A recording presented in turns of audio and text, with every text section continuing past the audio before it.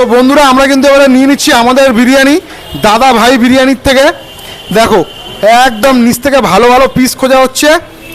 আমি বলবো দাদা আমাকে কিন্তু মটন আর আলুটা ওপরে দেবে, নিচে আগে রাইস ফাইস দিয়ে দাও। একদম মশলাযুক্ত রাইস আর তারের রাইস মিশিয়ে একটু লাইট রাইস সব মিলিয়ে মিশিয়ে দেবে। দেখো দেখো কি সুন্দর চলে গেল। হ্যাঁ দেখো রাইস যাচ্ছে, দেখো রাইস যাচ্ছে, দেখো কতটা পরিমাণে। এই দেখো বলছে দাদারা আনলিমিটেড দেয় না, কিন্তু একবারে যা দেয় সাফিসিয়েন্ট, তাই তো?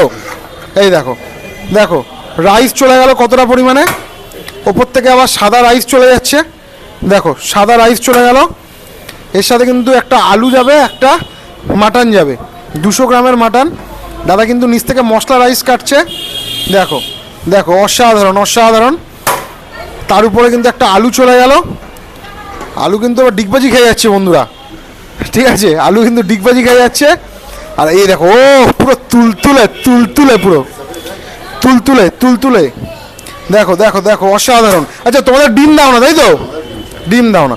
দেখো ওপর থেকে কিন্তু আবার একটু সাদা রাইস চলে যাচ্ছে। এই দেখো পুরো ঝর্ণা ঝর্ণা, পুরো ঝর্ণার মতো ঝরে ঝরে পড়ে গেল ওপর থেকে। দেখো পুরো বরফ বরফ। তো চলো এটাকে ট্রাই করে বলি যে কেমন খেতে।